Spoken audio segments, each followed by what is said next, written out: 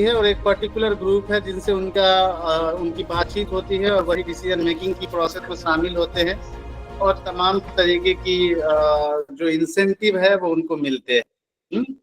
यही बात थी ना भाई जी। और Yes, फिर जो हमारे साथ आवाज बराबर मिल रही है ना जी। और फिर इस कॉन्टेक्स्ट में हमने बात करी कि जो किसी भी अदारे को जब हम न्यूली ज्वाइन करते हैं, किसी भी अदारे में जब हम न्यूली अपॉइंट होते हैं बेसिकली कहीं भी ज्वाइन करते हैं, तो सबसे पहले जो मैनेजर है, जो लीडर है, वो वर्कर्स को ऑब्जर्व करता है, देखता है कि वर्कर्स भरोसे के लायक है कि नहीं है, उसमें वो काबिलियत है कि नहीं है, वो अहलियत या सलाहियत उसमें है, कौशल है कि नहीं है, योग्यता है कि नहीं है बेसिकली। सो जब हम किसी भी अदारे में ज्वाइन करते हैं, किसी भी इंस्टीट्यूशंस को ज्वाइन करते हैं, तो 3 फेजेस से होकर के गुजरना पड़ता है, जो कि बहुत प्रचलित टर्मिनोलॉजी है, role taking, role making and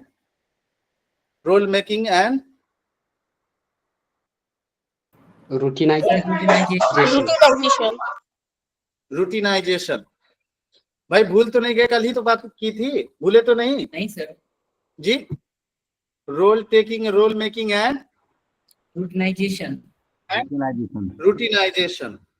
so role taking वो मरहला है, वो फेज है जिसमें लीडर या मैनेजर अपने वर्कर्स को ऑब्जर्व करता है, राइट, अपने वर्कर्स को ऑब्जर्व करता है जी, उनकी सलाहियत को, उनकी एबिलिटी को, टैलेंट को, स्किल को पहचानने की कोशिश करता है बेसिकली, उनकी मोटिवेशन वगैरह को देखने की कोशिश करता है, उनकी जो ट्रस्ट वर्दी है उनको देखने की कोशिश करता है। और जब लीडर ऑब्जर्व कर लेता है, लीडर को पहचान में आ जाता है, तो फिर वो लीडर अपने वर्कर्स को 2 ग्रुप में बांट देते हैं बेसिकली, नहीं, और 2 ग्रुप में बांटना रोल मेकिंग है, जिसमें हम इन ग्रुप और आउट ग्रुप बना देते हैं। जो इन ग्रुप में रहते हैं उनको ज्यादा वो लोग जाते हैं जो लोग अपने आप को मोटिवेटेड महसूस कराते हैं, फील कराते हैं, जो लोग अपने आप को स्किलफुल्ड महसूस कराते हैं बेसिकली, जो लोग अपने आप को नॉलेजेबल मोटिवेट कराते हैं, आई मीन परसीव कराते हैं। इन ग्रुप में साथ ही साथ वो लोग जाते हैं जो अपने आप को लॉयल स्थापित करते हैं, जो अपने आप को ट्रस्टवर्दी स्थापित करते हैं, वो सब के सब कहाँ जाते हैं? इन ग्रुप में जाते हैं बेसिकली। और ऑफ कोर्स इनको ज्यादा इंसेंटिव मिलती है, ज्यादा अपॉर्चुनिटी मिलता है, ज्यादा फायदा मिलता है, ज्यादा सैलरी मिलती है जी, और ऑफ कोर्स मैनेजमेंट के साथ डायरेक्ट बातचीत होती है। और एक हमारा आउट ग्रुप हो जाता है, जो आउट ग्रुप जो है एक मिनट में एक चीज लिख रहा हूँ, जब रिकॉर्डिंग बंद करे तो फिर इस मुद्दे पे पूछिएगा तो उसको थोड़ा सा बात करना पड़ेगा।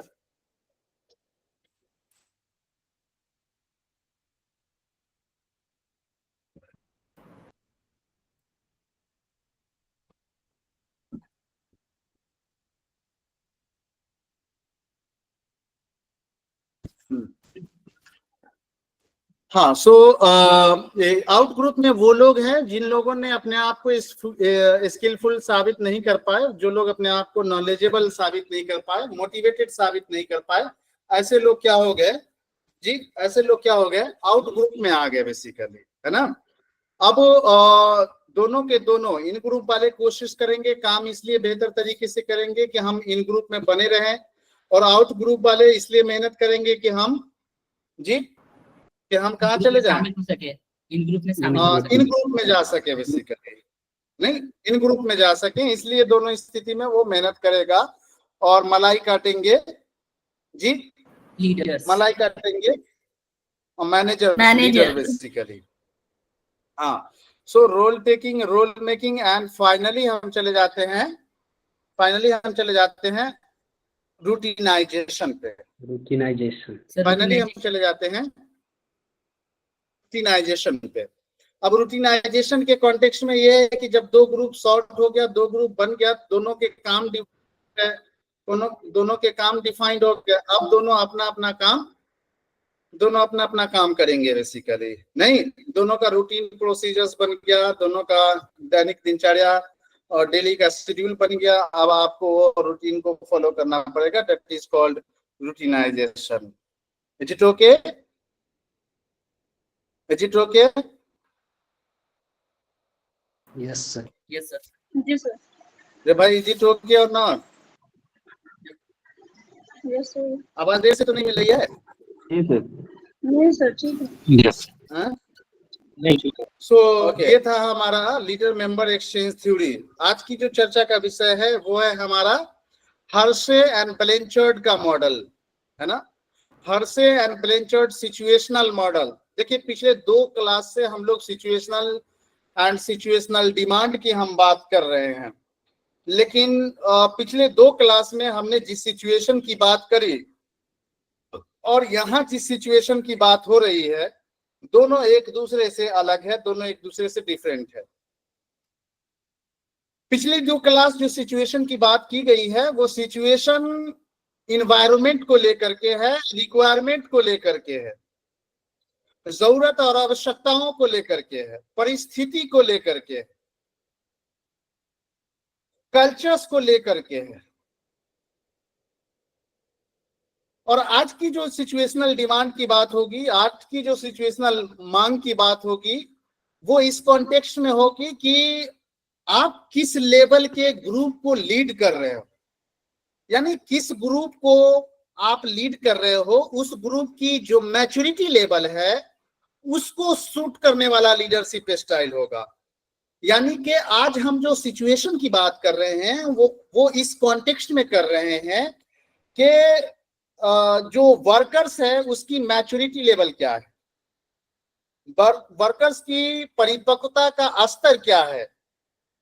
वर्कर्स अगर की परिपक्वता का स्तर अगर ज्यादा है तो उनके साथ उस तरीके की लीडरशिप स्टाइल सूट करेगी, तो वो ज्यादा इफेक्टिव हो जाएगा।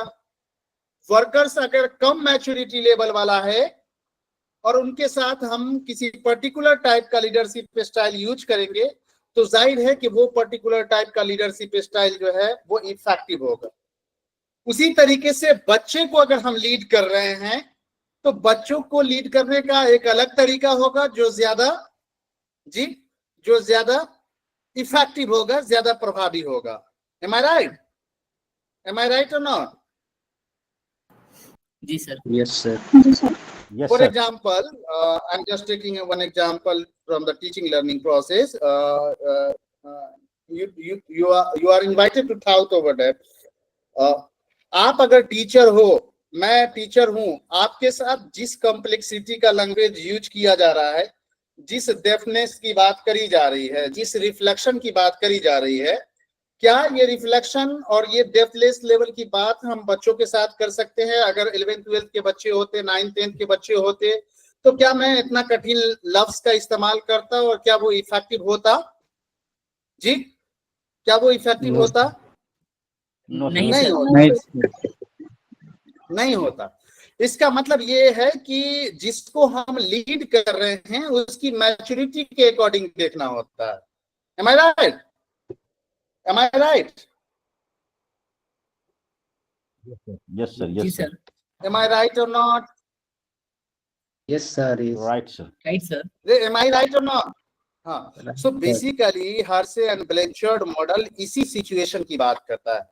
कहता है कि वो लीडरशिप स्टाइल बेहतर होगा, वो लीडरशिप स्टाइल इफेक्टिव होगा जो वर्कर्स की मैच्योरिटी को सूट करेगा, जो वर्कर्स की मैच्योरिटी के बराबर होगा, उसके लेवल के बराबर होगा, वही लीडरशिप स्टाइल वही लीडरशिप स्टाइल बेस्ट होगा। Are you getting? Yes, sir. बाकी लोग लग रहा है सो रहे हैं। भाई बात समझ में आ रही है कि नहीं आ रही है? यस सर, समझ में आ रही है। जैसा कि आप देख रहे हैं कि ये जो टॉपिक है उसमें हर्शे एंड ब्लैंचर्ड दोनों का नाम आता है बेसिकली। देखिए, चूंकि हर्शे ने मैनेजमेंट को सिचुएशनल लीडर का कॉन्सेप्ट दिया है। हर्शे ने एक किताब लिखी थी जिसका नाम था द सिचुएशनल लीडर, और उस कॉन्टेक्स्ट में, उस किताब में उन्होंने सिचुएशनल लीडर की कैरेक्टरिस्टिक्स को डिफाइन किया था हर्शे ने बेसिकली। और तब मैनेजमेंट में जाकर के मैनेजमेंट में जाकर के सिचुएशनल लीडरशिप की अवधारणा कॉन्सेप्ट जो है वो बनी बेसिकली। दूसरा जो आप ब्लेंचर्ड का नाम देख रहे हैं, ब्लेंचर्ड ने एक किताब लिखी जिसका नाम था the 1 minute manager. The 1 minute जी, the 1 minute manager, yes, the 1 minute manager, and this was very much effective. This was best selling book, खूब बिकी है और खूब तहलका मचाई बेसिकली। तो एक ने लिखा द सिचुएशनल लीडर और दूसरा ने लिखा द 1 मिनट मैनेजर। इन दोनों की किताब से जो कंक्लूजन जनरेट किया गया, इन दोनों की किताब से का जो मिक्सअप किया गया, उसको मैनेजमेंट की दुनिया में एक अलग मॉडल दिया गया जिसको हम लोग कहते हैं Hersey and Blanchard model basically. यहां तक बातें क्लियर है? Yes sir. जी यस सर। चलिए अल्लाह साहब बताइए। इससे पहले जो आप बताए थे कि वह लीडरशिप स्टाइल बेहतर होगा जो वर्कर की मैच्योरिटी को सूट करेगा, वही लीडरशिप स्टाइल बेहतर होगा। तो वर्कर के मैच्योरिटी को सूट करेगा, ये मुझे समझ में नहीं आया कैसे। अभी तो बता रहे थे कि जिस तरीके की अभी हम टीचिंग के कॉन्टेक्स्ट में भी हमने लेके दिया कि हम जिस तरीके की टीचिंग स्ट्रेटजीज का या जिस तरीके की कॉम्प्लेक्सिटी ऑफ लैंग्वेज का आपके साथ इस्तेमाल कर रहे हैं, हम वो सब बच्चों को नहीं कर सकते। गोया कि हम अच्छा पढ़ाते हैं, नहीं पढ़ाते हैं, खराब पढ़ाते हैं, ये बात की बात है। बात ये है कि जिस तरीके की स्ट्रेटजी, जिस तरीके का रिफ्लेक्शन, जिस तरीके का रिसर्च का कॉन्टेक्स्ट और डेप्थ लेवल की अंडरस्टैंडिंग आपको दे रहे हैं, वो आपको सूट कर रहा है। लेकिन वही टीचिंग मेथड, वही टीचर बच्चों के साथ पढ़ाएगा तो वो बच्चों को सूट नहीं करेगा। अर्थात एक अच्छा टीचर जो एडोलसेंस में, आई मीन एंड्रागोजी में एक अच्छा टीचर है, वो पेडागोजी में अच्छा टीचर नहीं है। क्यों? क्योंकि जो बेनिफिशियरी है, जो ऑडियंस है, उसकी मैच्योरिटी लेवल को हमारी टीचिंग स्ट्रेटजी सूट नहीं किया। उसी तरीके से मैनेजमेंट में है, आप किसको लीड कर रहे हो? आप किसी एजुकेशनल इंस्टीट्यूशंस को लीड कर रहे हो, आप किसी फार्माकोलॉजी डिपार्टमेंट को लीड कर रहे हो, आप कोई फॉरेंसिक डिपार्टमेंट को लीड कर रहे हो, और आप कोई फैक्ट्री चला रहे हो जहां पे चप्पल जूता बनता है। आपको क्या लगता है कि एजुकेशनल इंस्टीट्यूशंस में जो आपके लीडरशिप स्टाइल हैं, वो लीडरशिप स्टाइल चप्पल जूता बनाने वाले फैक्ट्री में इस्तेमाल करेंगे? Whether it will be effective और नॉट? नहीं, इफेक्टिव नहीं होगा। That is why I am saying the Hersey and Blanchard context is that whether any types of leadership style is based in every situation, but those leadership style who will contrary and be congruent to the maturity levels of the followers will be most effective leadership style. Is it okay? So यहाँ तक के बात clear है? आगे बढ़े जी। जी आगे बढ़िए जी। तो आगे अगर आप आएंगे,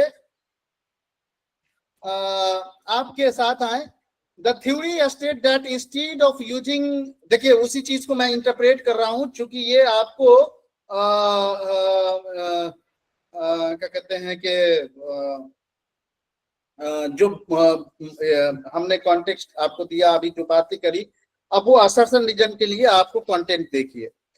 कह रहा है the theory state that instead of using just one style, successful leaders should change their leadership style based on the maturity of the people they are leading and the details of the task. Maturity of the pupil. Using this theory, leaders should be able to place more or less emphasis on the task and more or less emphasis on the relationship with the people you are leading, depending on what's needed to be get to job done successfully. So basically, बात इस बात पर depend कर रहा है, situation इस बात पर डिपेंड कर रहा है कि जिसको हम लीड कर रहे हैं, जिसको हम नेतृत्व कर रहे हैं, उसकी मैच्योरिटी की लेवल क्या है, वो किस हद तक की मैच्योरिटी की बात को समझ सकता है, किस कॉम्प्लेक्सिटी तक की बात को समझ सकता है। इस बात से लीडरशिप स्टाइल की इफेक्टिवनेस जी, इस बात से लीडरशिप स्टाइल की इफेक्टिवनेस जी साबित मेजर होगी। क्लेम। है।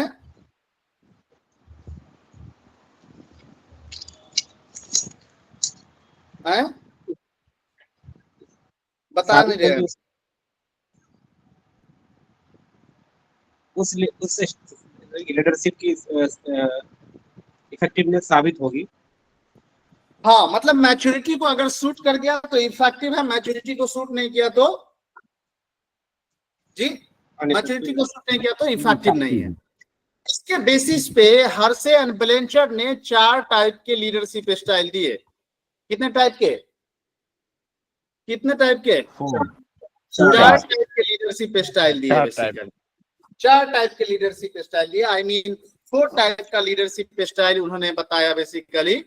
पहला है टेलिंग स्टाइल, पहला है टेलिंग स्टाइल, पहला है टेलिंग स्टाइल। इसको लीडरशिप स्टाइल 1 कहते हैं। इसको कहते हैं लीडरशिप स्टाइल जी, लीडरशिप स्टाइल 1 टेलिंग स्टाइल है। टेलिंग स्टाइल में क्या होता है? हाई टास्क होता है और रिलेशनशिप लो होता है। लो होता है।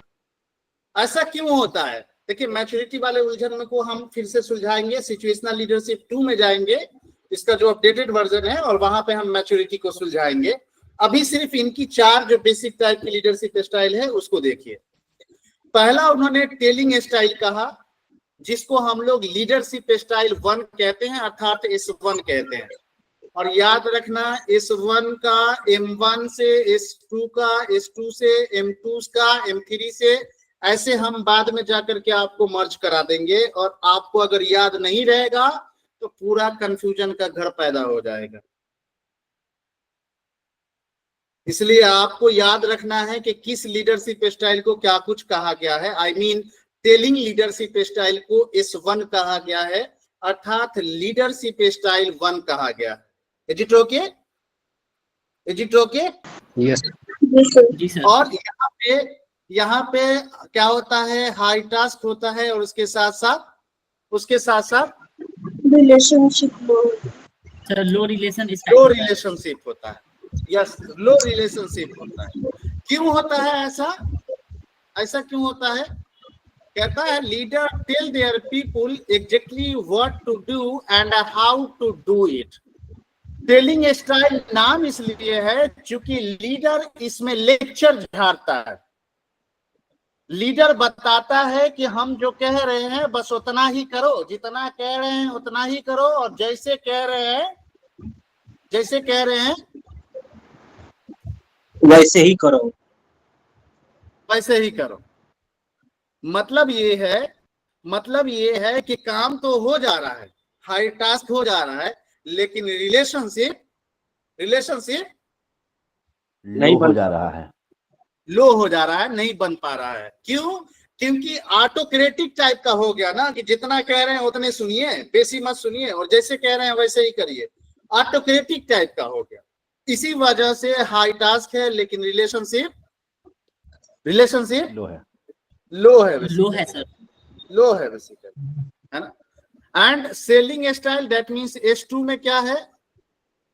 जो सेलिंग स्टाइल है हाई टास्क हाई टास्क है and high relationship. Yes, high task and high relationship. अच्छा, गांव में फेरी वाला सब आता है कपड़ा वपड़ा बेचने के लिए, देखा है उसको? यस सर जी। साइकिल पर, मोटरसाइकिल वगैरह पे या ठेला वगैरह पर लेकर के आता है बेचने के लिए गांव घर में। यस सर नहीं जी। और औरतों से बड़ा घुस के बतिया लेता है, और औरतें जो है वो कपड़ा भी खरीद लेती हैं उनसे, पैसा भी कम कर लेती है, और वो भी खुश और वो भी खुश। और मजे की बात ये है कि मेरा एक बार एक्सपीरियंस हुआ, मुझे इतना अनएक्सपेक्टेड लगा कि वो महिला को विश्वास दिला देता है कि हाँ आप, हाँ, यस जी, महिला को इतना विश्वास दिला देता है कि हाँ मतलब आप ठगाए नहीं है, बल्कि आप बहुत सस्ते में ले लिए आप, बल्कि आप ही ठग लिए हैं दुकानदार को। हाँ, तो उनको लगता है कि हम दुकान उसको जो है ठेला वाला को ठग लिए। और ठेला वाला क्या करता है भैया, कोई भी जो है वो फ्री में, आई मीन कोई भी घटा सके के सामान थोड़ी ना बेचता है। क्यों सहेगा भाई, बाल बच्चे हैं उनके, खाएंगे कहाँ से, घटा सके बचेगा। तो वो अपना जो उसकी जो अपनी उजरत है, मजदूरी है, परिश्रमिक है, वो निकाल लेता है। वो मजे की बात यह है कि वो इतना बेहतरीन रिलेशनशिप बिल्ड कर लेता है कि मैंने ऑब्जर्व किया, मैंने फेस किया है उस चीज को। 2022 में जब मैं घर पे था किसी पर्व त्योहार में, तो मैंने कुछ सामान लेना था, मैंने रुकवाया उसको, मैंने भाभी को आवाज दी।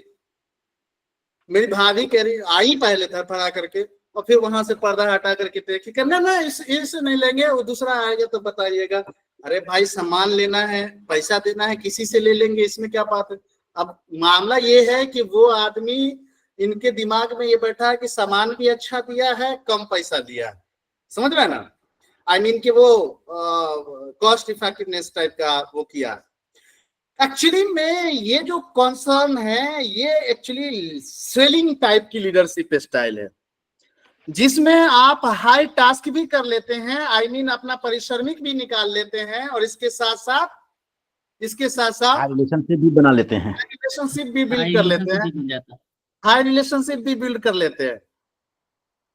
सो एक्चुअली में ये जो लीडर टाइप की स्टाइल है, ये बेहतरीन लीडरशिप की स्टाइल है एक्चुअली में, जहां पे रिलेशनशिप भी अच्छा हो गया, बातचीत कर लिया, पैसा का पैसा कमा लिया, सामानों बेच लिया, आप भी खुश, हम भी खुश, क्योंकि हमारा लगा कि कम में मिल गया, आपको लगा कि जो चाहिए था वो मिल गया, फिर रिलेशन भी बिल्ड हो गया, फिर चले गए। और फिर अब आप हमेशा आपके इंतजार में बैठे हैं, फलाना बाबू आएंगे तो फलाना बाबू से लिया जाएगा जी।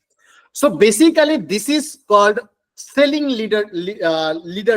Leadership style. आजकल जो वर्कफोर्स डेवलपमेंट मैनेजमेंट है, आई मीन जो बिजनेस ऑर्गेनाइजेशन में जो प्रोडक्ट बेचते हैं लोग, जो सेलिंग मैनेजर्स वगैरह होते हैं, वो लोग इस तरीके की टेक्निक का इस्तेमाल करते हैं। और आपने देखा होगा कि कई बार लोग घर तक पहुंचते हैं चीजों को लेकर के, और फिर वो जबरदस्ती का जो है बेचने की कोशिश करते हैं। तो ये सेलिंग टाइप की लीडरशिप स्टाइल है। एक्चुअली में इसमें क्या है, कहता है in which the leader attempt to sell their ideas to the group by explaining task direction in a persuasive manner. आपको कोई चीज इस तरीके से एक्सप्लेन करता है, इस तरीके से बताता है जी, कि आप उसके कायल हो जाते हैं, आप फैन हो जाते हैं। कहता है बाजी ये वाला नहीं लीजिए, ये वाला ठीक नहीं है, ये वाला ठीक है, कम दाम में बहुत बेहतरीन है, ऐसा 21 पीस बचा है, वो आपको हम दे रहे हैं, इसके अलावा हमारे पास है नहीं जी। तो ऐसा वाला भी कॉन्सेप्ट चलता है। बेसिकली है कुछ भी नहीं, लेकिन एक्सप्लेन इस तरीके से किया, आपको बुझाया इस तरीके से कि आप उसके कायल हो गए, आप फैन हो गए बेसिकली। और फिर देश फॉलोअर्स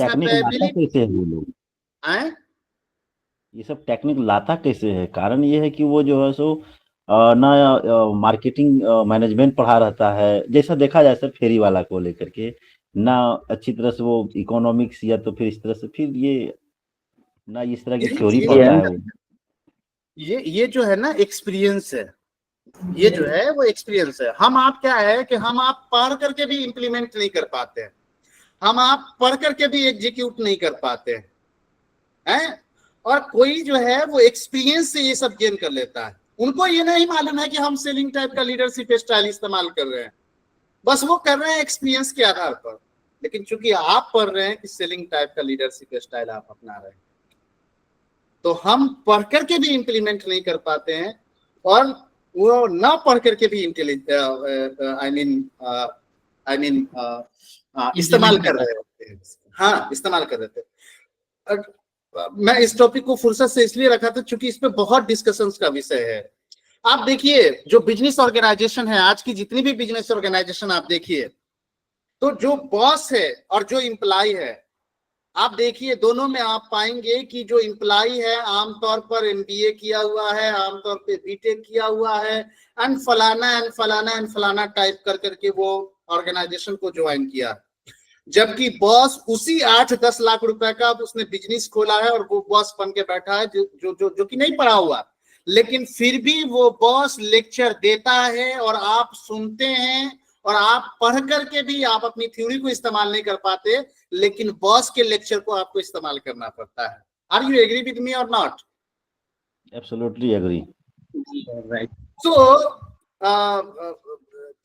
मतलब रिकॉर्डिंग होकर के गड़बड़ा रहा है, नहीं तो बहुत अभी एक यूनिवर्सिटी का भी एग्जांपल जस्ट ले सकता था मैं, बट रिकॉर्डिंग है, ठीक बात नहीं है।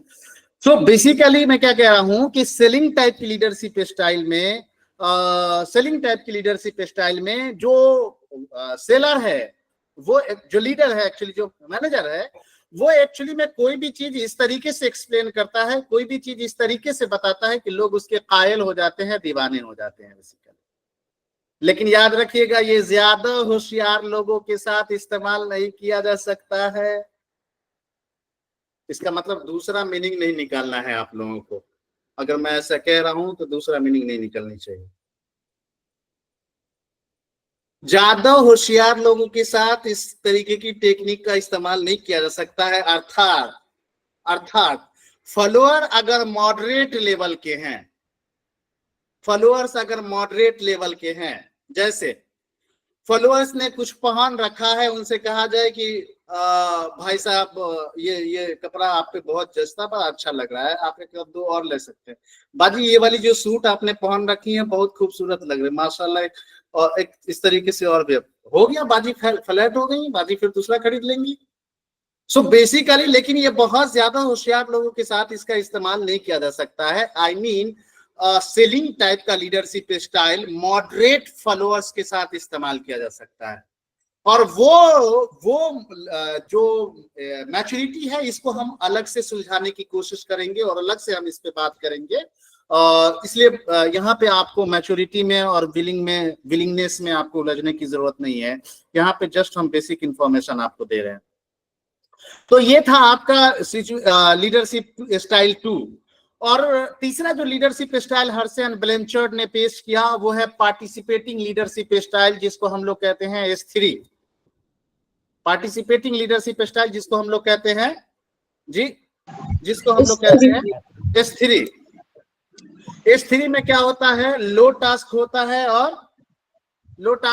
और हाई रिलेशनशिप स्टाइल। हाँ, हाई रिलेशनशिप बनता है। क्यों? चूंकि पार्टिसिपेट करता है। इसमें जो लीडर है वो अपने फॉलोअर्स के साथ शामिल होता है, पार्टिसिपेट करता है उसके साथ ना, पार्टिसिपेट करता है, जहां पे जरूरत लगता है साथ देता है बेसिकली। तो ऐसे जो लीडर होते हैं वो पार्टिसिपेटिंग लीडरशिप स्टाइल वाले कहलाते हैं। तो पार्टिसिपेटिंग लीडर स्टाइल वाले में क्या हुआ, टास्क तो हमारा कम हो पाया, लेकिन रिलेशनशिप शामिल होने की वजह से रिलेशनशिप बिल्ड हो गई, हाई हो गया basically. So participating leadership style emphasized shared ideas and decision। Participating leader type के जो लोग होते हैं वो अपनी डिसीजन मेकिंग की प्रोसेस में सब लोगों को इन्वॉल्व करते हैं, सब लोगों को शामिल करते हैं basically. Managers can use this style with moderate followers. Managers इस तरीके की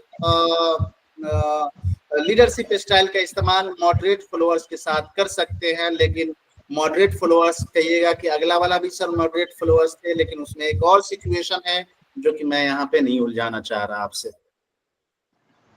और फिर फाइनली जो उन्होंने चौथा टाइप के लीडरशिप स्टाइल दिए वो है हमारा डेलीगेटिंग लीडरशिप स्टाइल। जी, वो है हमारा डेलीगेटिंग लीडरशिप स्टाइल, जिसमें क्या होता है, low task and low relationship. Why low task and low relationship? Because leader pass not of the responsibility onto the followers or the group.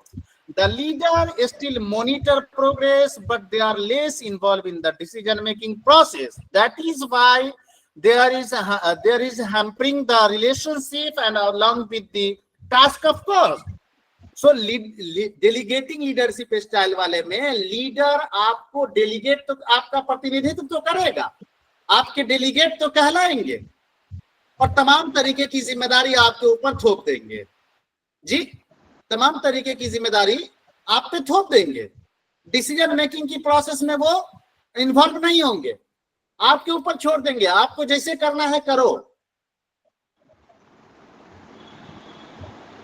जी, आपको जैसे करना है करो, हम आपके साथ शामिल नहीं होंगे, सिर्फ हम आपकी प्रोग्रेस को कंट्रोल करेंगे, मॉनिटर करेंगे, बाकी आपको जैसे करना है करिए। ना तो हम आपकी डिसीजन मेकिंग की प्रोसेस में शामिल हो रहे हैं और ना ही हम कोई जिम्मेदारी ले रहे हैं, बल्कि तमाम तर जिम्मेदारियां हम आपके ऊपर थोप दे रहे हैं। Is it okay?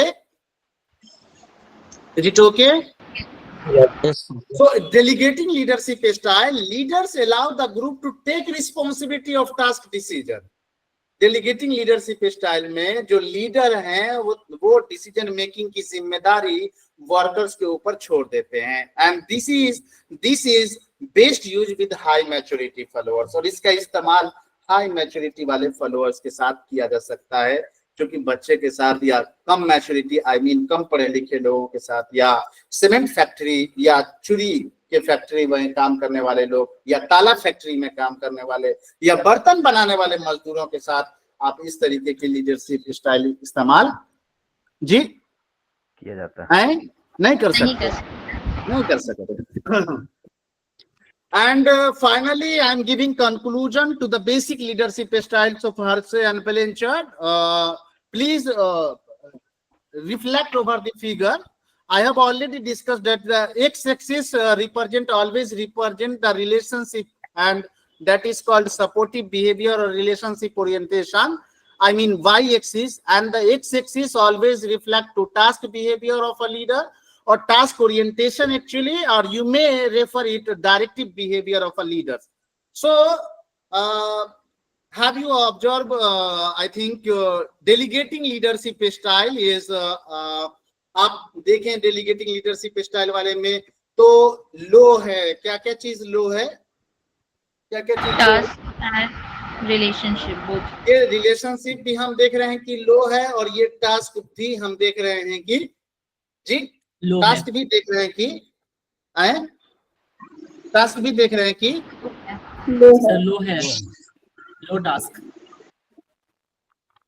लो है बेसिकली। पार्टिसिपेटिंग लीडरशिप स्टाइल वाले में, जिसको हम लोगों ने S3 कहा था, S3 में आप देखिए तो रिलेशनशिप तो हमारा आगे किया है, मतलब रिलेशनशिप क्या हो रहा है जी, मतलब रिलेशनशिप क्या हो रहा है, बेहतर हो रहा है, आई मीन अच्छा रिलेशनशिप है, लेकिन लेकिन लेकिन टास्क वाला लो, टास्क लो है, टास्क लो है बेसिकली, टास्क लो है। एंड सेलिंग टाइप में देखिए आप, तो यहाँ पे आपका टास्क जो है वो हाई है, और रिलेशनशिप भी क्या हुआ है, रिलेशनशिप भी क्या हुआ है, हाई है। और स्केलिंग वाले में देखिए तो रिलेशनशिप भी लो है, और रिलेशनशिप लो है, और टास्क क्या है, टास्क हाई है, टास्क हाई है। यहाँ तक बातें क्लियर है, यहाँ तक बातें क्लियर है जी सर जी, बात क्लियर है जी। अब आगे आइए, अगर यहाँ तक क्लियर है तो अब आगे आइए। अगला मामला हम सुलझाने जा रहे हैं मैच्योरिटी लेवल का। अगला जो मसला सुलझाना है वो है हमारा मैच्योरिटी जी लेवल, मैच्योरिटी लेवल, वो है मैच्योरिटी लेवल है, वो है हमारा मैच्योरिटी लेवल। देखिए M1 यानी M1 मैच्योरिटी वाले कौन लोग होंगे, याद रखो, फिर आगे मैच कराएंगे, वहां पे कंफ्यूजन नहीं होना चाहिए। M1 मैच्योरिटी वाले कौन लोग होंगे, तो कहता है people at this level of maturity are at the bottom level of the scale, the lack the knowledge, skill or confidence to work on their own, and they often need to push to take the task on। M1 maturity वाले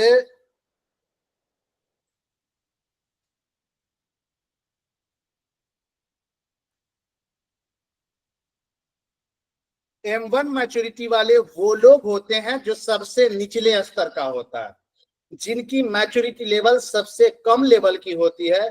याद रखना, maturity I doesn't mean refer to the age, I doesn't mean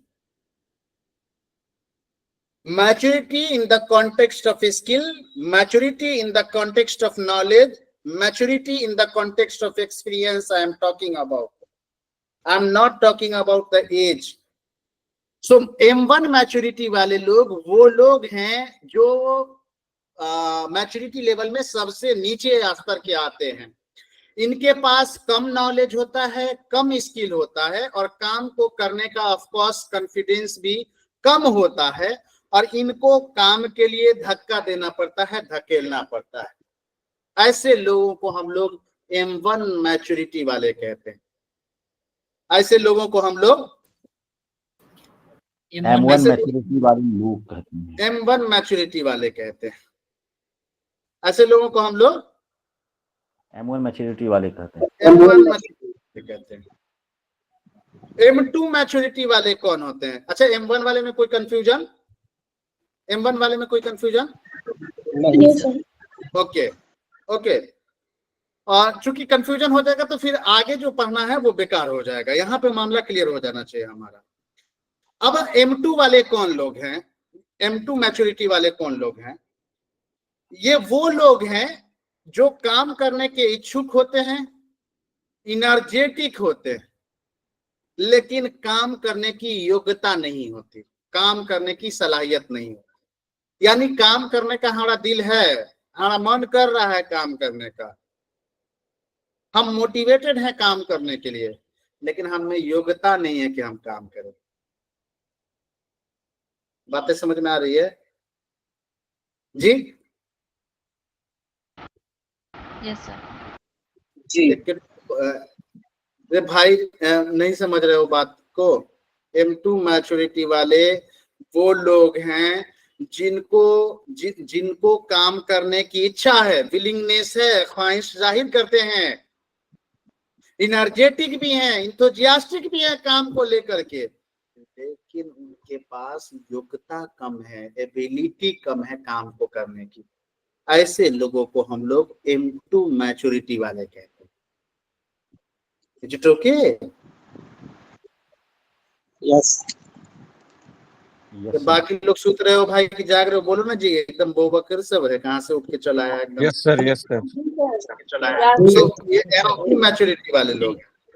और फिर M3 maturity वाले लोग हैं। M3 maturity वाले कौन है? तो कहता है group members have the skill and capability to complete the task. M3 maturity वाले वो लोग हैं जिनमें काम करने की योग्यता है, स्किल भी है काम करने की, but are unwilling to take responsibility. जिम्मेदारी लेने से कतराते हैं, काम करने की इच्छा नहीं है, इच्छा मर चुकी है काम करने की।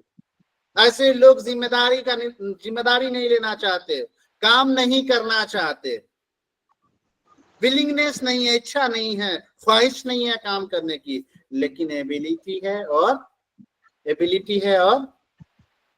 भी है। स्किल भी है, स्किल भी है, योग्यता भी है। योग्यता भी है, कौशल भी है, जी बट काम करने की इच्छा नहीं है जी। जिम्मेदारियों का निर्वहन करने से डरते हैं, ये कहलाते हैं लीडरशिप। शायद ऐसे ही लोगों के लिए कहा गया है, बने रहो पगला, काम करेगा अगला। हाँ, so basically this is M3 and the finally is M4. And who is the M4? M4 is those who are highly skilled and willing to complete the task.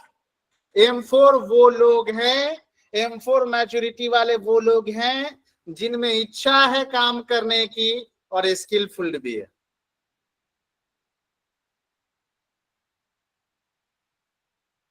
M4 maturity वाले वो लोग हैं जो स्किलफुल भी हैं, I mean कौशल युक्त हैं और काम करने की बाबू इच्छा भी है। इच्छा भी है सर। Ready to willingness. काम करने की इच्छा भी रखते हैं, इन लोगों को हम लोग कहते हैं M4 मैच्योरिटी वाले। Is it okay? जी सर। Yes, sir. मैं क्या कहते हैं उसको पुनरावृत्ति कर रहा हूँ, समझे तो समझे, ना समझे तो ना समझे, पुनरावृत्ति कर रहा हूँ। M1 मैच्योरिटी वाले वो लोग हैं जो मैच्योरिटी लेवल के सबसे निचले पैदान पे आते हैं। इनमें ना तो नॉलेज होता है, ना तो स्किल होते हैं, ना ही कॉन्फिडेंस होता है काम को लेकर के, और ना ही ऑफ कोर्स अगर जबरदस्ती धकेलना पड़ रहा है इसका मतलब इच्छा भी नहीं है काम को लेकर के। M2 मैच्योरिटी वाले वो लोग हैं जिनमें विलिंगनेस तो पाई जाती है, काम करने की इच्छा तो है, इंथुजियास्टिक तो है, लेकिन काम करने की योग्यता नहीं। M3 मैच्योरिटी वाले वो लोग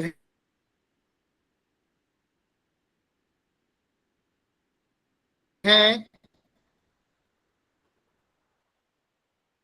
वो लोग हैं जिनमें स्किल्ड पाया जाता है, नॉलेज पाई जाती है काम करने को लेकर के, लेकिन विलिंगनेस नहीं होता। आई मीन ऐसे लोग अनविलिंग होते हैं, जिम्मेदारी नहीं लेना चाहते हैं या जिम्मेदारियों का निर्वहन नहीं करना चाहते। Sir please repeat Is once it okay? Again because your voice was हाँ, M3 वो लोग हैं, M3 वो लोग हैं जिनमें कौशल है, योग्यता है काम करने की, काम को कंप्लीट कर सकते हैं, लेकिन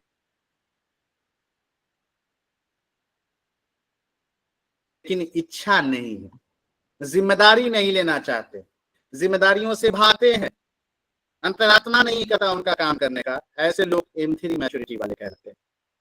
Is it okay? Yes Is it okay or not? जी। And finally M4 maturity level. So M4 is those who are highly skilled and willing to take the responsibility and complete a task. M4 maturity वाले वो लोग हैं जो skilful भी हैं, knowledgeable भी हैं और इच्छा भी है काम को करने की। ऐसे लोग M4 मैच्योरिटी वाले कहलाते हैं, यानी मैच्योरिटी लेवल में सबसे ऊपर लेवल में होते हैं।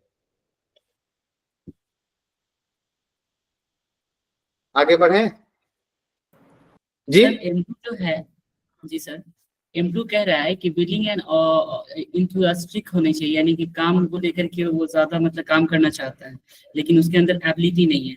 लेकिन सर कह हाँ। सकते हैं ना कि जिसके अंदर विलिंगनेस है काम करने का, तो वो एबिलिटी को डेवलप कर सकता है ना सर? ऑफ कोर्स एक्सपीरियंस के साथ तो डेवलप होगा ही जी, क्योंकि जो है ना? जिस काम को करना चाहता है हम्म, उसी काम में उसको इंटरेस्ट होता है, विलिंगनेस होता है सर।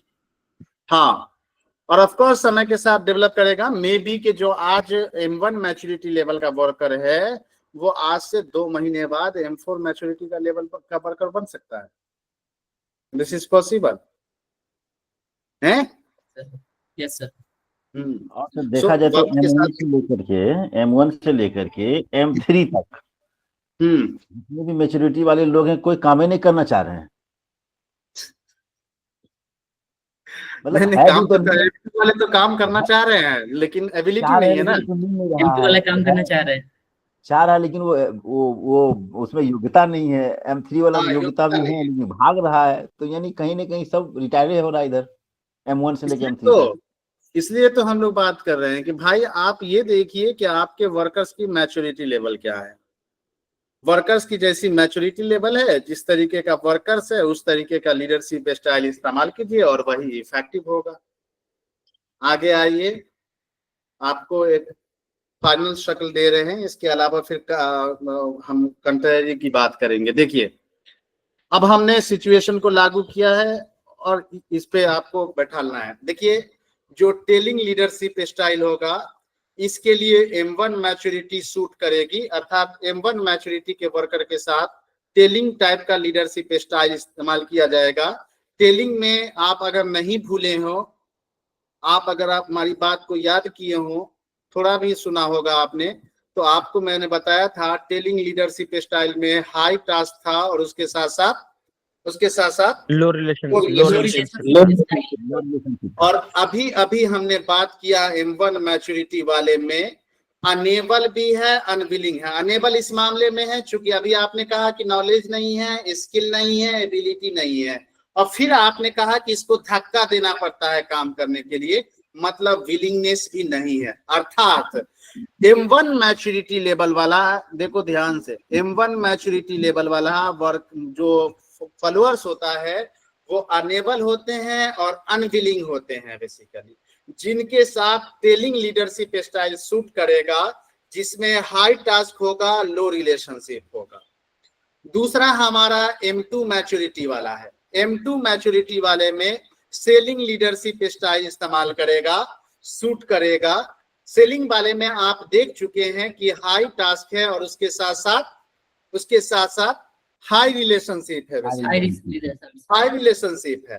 और आपने देखा है वहां पे सेलिंग लीडरशिप स्टाइल में कि वर्कर्स अनेबल है लेकिन काम करने की इच्छा है। विलिंगनेस है, इच्छा है। यस, इच्छा है काम करने को लेकर के, इच्छा है लेकिन एबिलिटी नहीं है। दैट मीन्स अनेबल है एंड विलिंग है, विलिंग है। विलिंग है। That is called M2 maturity. And M3 maturity वाले जो लोग होते हैं उनके साथ आप पार्टिसिपेटिंग लीडरशिप का इस्तेमाल कर सकते हैं। क्यों? थोड़ा सेंस यूज करिए। ऊपर में हमने क्या कहा था? हमने कहा था कि यहाँ पे लो टास्क है लेकिन रिलेशनशिप हाई हो जाता है। और ये वो लोग होते हैं जिनमें योग्यता तो पाई जाती है लेकिन रिस्पॉन्सिबिलिटी लेने से डरते हैं, कतराते हैं, यानी काम करने की इच्छा नहीं होती। इज इट राइट और नॉट? इज इट राइट और not? Yes sir. Yes sir. और फिर आप आइए अगला की तरफ, M4 मैच्योरिटी में। M4 मैच्योरिटी में जब आए तो हम बता रहे हैं कि M4 वाले के साथ डेलीगेटिंग लीडरशिप इस्तेमाल करेंगे। क्योंकि डेलीगेटिंग में हमने बताया था कि हम आपका प्रतिनिधित्व तो करेंगे लेकिन आप हमसे किसी प्रकार की उम्मीद मत रखिएगा। ना मैं डिसीजन मेकिंग की प्रोसेस में शामिल होऊंगा, ना आपको मोटिवेट करूंगा और ना मैं आपके साथ खड़ा रहूंगा। मैं सिर्फ आपकी प्रोग्रेस को मॉनिटरिंग करूंगा, कंट्रोल करूंगा। दैट इज वाई आपने मैच्योरिटी 4 वाले में आप देख चुके हैं कि वो स्किल्ड भी है और उसके साथ साथ विलिंग भी है। इसीलिए हम डेलीगेटिंग लीडरशिप स्टाइल वाले में M4 मैच्योरिटी का इस्तेमाल कर रहे हैं, जहां पे लो टास्क एंड लो रिलेशनशिप होता है और वर्कर्स की जो सिचुएशन होती है वो एबल एंड विलिंग की होती है, विलिंग की होती है। टेबल समराइजेशन के तौर पे हमने दिया जो कि आपको याद रखना है। अलगे अलगे करके भी आप याद रख सकते हैं। लो मैच्योरिटी यानी M1 वाले के साथ S1 का इस्तेमाल कर सकते हैं। और S1 किसको कहा था? हमने शुरुआत में ही आपसे कहा था कि याद रखिएगा, लेकिन फिर भी यहाँ पे ध्यान, आपकी मेंटल स्टेट को ध्यान में रखते हुए यहाँ पे फिर भी आपको दे दिया गया है कि M1 के साथ S1 सूट कर रहा है, M2 के साथ S2 सूट कर रहा है, M3 के साथ S3 सूट कर रहा है और M4 के साथ सूट कर रहा है। यहाँ तक क्लियर है? जी। यहाँ जिसमें इससे पहले जो था, जिसमें M4 था, M4 में था कि बंदा जो है एबल भी है और जो है विलिंग भी रखता है, दोनों रखता है। ठीक है, तो फिर उससे तो उम्मीद की जा सकती है कि हाई टास्क हो उससे और हाई रिलेशनशिप। मतलब अगर एबल है तो हाई टास्क होना चाहिए और विलिंग भी है उसके पास। हम एबल हैं मतीन, मैं एजुकेशनल प्रोसेस में PhD में हूँ, मैं एबल हूँ, लेकिन इसका मतलब ये जरूरी थोड़े है कि हमारी काम सबसे अच्छी हो, सबसे ज्यादा इफेक्टिवनेस हो, सबसे ज्यादा काम हम करेंगे। ऐसा जरूरी है क्या? सर नहीं है, लेकिन विलिंग तो है। विलिंग है, विलिंग है तभी तो इस उम्र में आप हैं वहां पे। अगर विलिंग नहीं है तो फिर बात ही नहीं है। लेकिन विलिंग का होना सब कुछ डिसाइड नहीं करता ना, क्योंकि विलिंग का होना आप में सिर्फ मोटिवेशन ला सकता है, विलिंग का होना इच्छा जाहिर कर सकता है, लेकिन आप गाइडेंस कहाँ से लाएंगे? लेकिन आप कहाँ से वो तरीके लाएंगे? आप अप्रोच कहाँ से लाएंगे? जस्ट PhD के कॉन्टेक्स्ट में लीजिए कि मैं मोटिवेटेड हूँ काम करने के लिए, बहुत काम कर सकता हूँ, बहुत इच्छा है, लेकिन अगर सुपरवाइजर सपोर्ट नहीं कर रहे हैं, सुपरवाइजर गाइड नहीं कर रहे हैं, समय समय पे दिशा निर्देश उनका नहीं मिल रहा है, तो आप बताइए मेरी बिलिंगनेस का क्या होगा और कितने दिन तक बिलिंगनेस रहेगी। Are you agree? Yes sir. So दिक्कत ये है एक्चुअली में, एक तो भारी दिक्कत ये है कि वो हाई मैच्योरिटी का है, जैसे ही आप सूतिएगा वैसे ही वो सूत जाएगा, सबसे पहला दिक्कत ये है। दूसरी दिक्कत ये है कि भाई लीडर तो लीडर है और फॉलोअर्स तो फॉलोअर्स है। लीडर जब तक गाइड नहीं करेगा, सपोर्ट नहीं करेगा, डिसीजन मेकिंग की प्रोसेस में शामिल नहीं होगा, तब तक के लोग उस तरीके से उस लेवल से काम नहीं कर पाएंगे। यही वजह है कि लो टास्क भी हो जाता है और लो रिलेशनशिप भी हो जाता है। और चूंकि वो उस लेवल के वर्कर्स हो जाते हैं जिनको आपका डर और खौफ भी नहीं रहता, क्योंकि वो उस लेवल के हो जाते हैं। अभी आपने देखा ना, एबल भी हैं और विलिंग भी हैं। आप एक बार बोलेंगे आपकी 100 गलतियां पकड़ाना शुरू कर देंगे, और चूंकि एबल और विलिंग है, कहीं भी जॉब मिल जाएगा, कहीं भी काम कर लेंगे। So this is the major challenge actually. Are you agree me और नॉट मतीन? यस सर, बस हाँ। थोड़ा सा ऊपर कीजिएगा, एक और इश्काल है। हाँ, ऊपर करूं या थोड़ा नीचे सा, करूं? हाँ सॉरी, नीचे कीजिए थोड़ा सा। ये वाला इस पॉइंट पे इश्काल हमें भी है, जैसे आपने कहा कि आप एबल भी हैं, विलिंग भी है, लेकिन आपका गाइड आपको वर्क नहीं दे रहा है, ये नहीं कर रहा है, वो नहीं कर रहा है, तो वो भी S4 में तो वही बात है ना, टास्क है ये नहीं यहाँ पर। तब तो टास्क देना चाहिए, अगर विलिंग है ये है तो, जबकि टास्क है आपको S2 में। हमने कहा कि यही तो बात है ना कि अब आपको गाइड ही नहीं मिल रहा है, तो टास्क का भी दिशा निर्देश नहीं मिल रहा है ना आपको। देखिए, बात समझ नहीं रहे आप लोग। भाई आपके साथ जब है नहीं, साथ में हम आपको सपोर्ट नहीं कर रहे हैं, हम आपको दिशा निर्देश नहीं दे रहे हैं, आपको मन में नहीं है कि क्या करना है, तो कैसे टास्क कीजिएगा?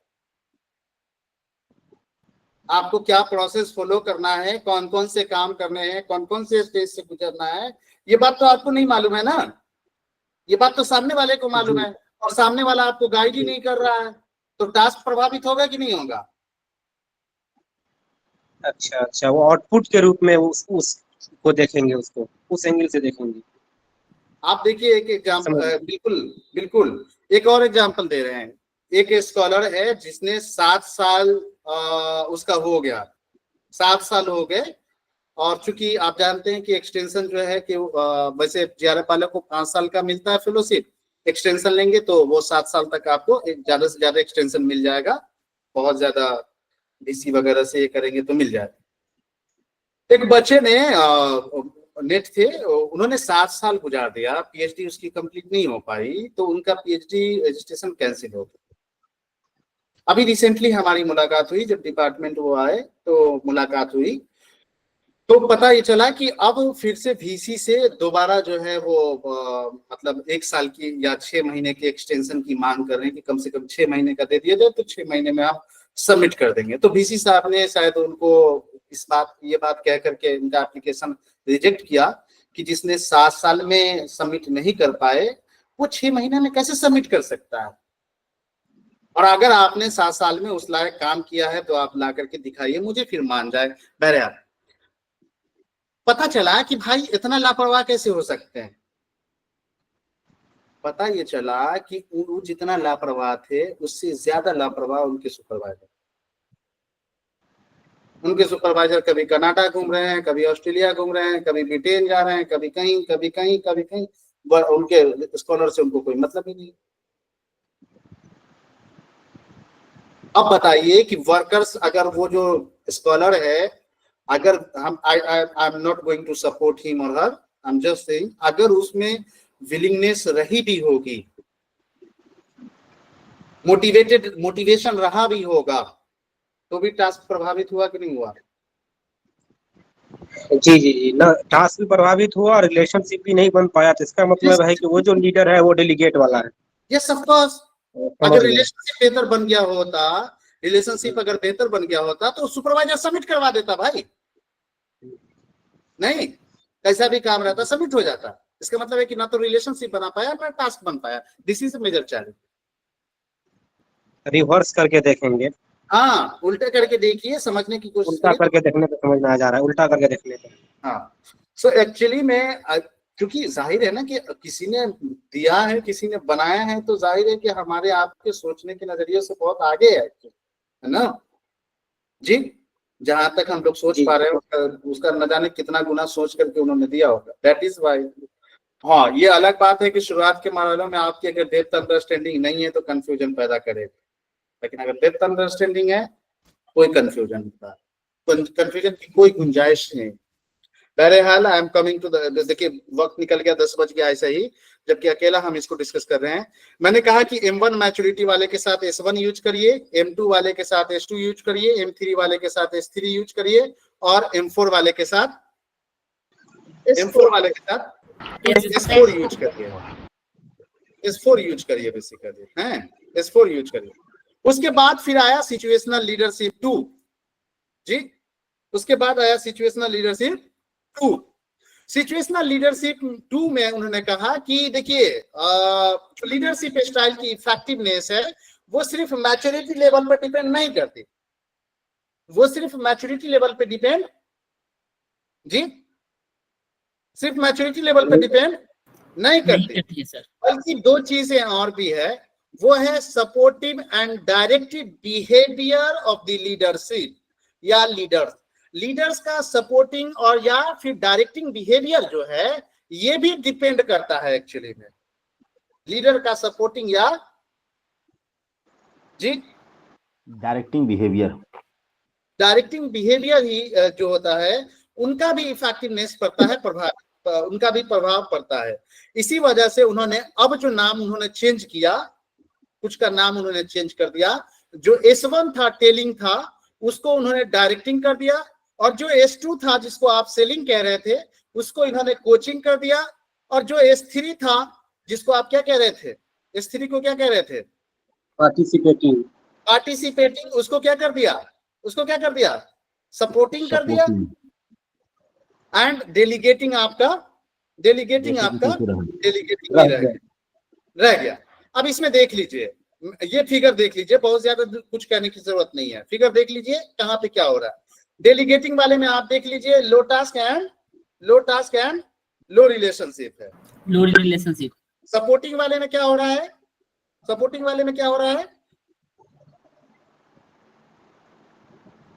हाई टास्क हो रहा है कि हाई रिलेशनशिप हो रहा है। Low task high relationship and directing वाले में क्या हो रहा है सर, इसमें हाई टास्क हो रहा है और लो रिलेशनशिप हो रहा है। डायरेक्टिंग वाले में, कोचिंग वाले में क्या हो रहा है बाबू, हाई रिलेशनशिप और हाई टास्क। बात खत्म हो गई। कोई क्वेश्चन है तो पूछो। सर वो फिगर दिखाइएगा जो भी बता रहे थे। आए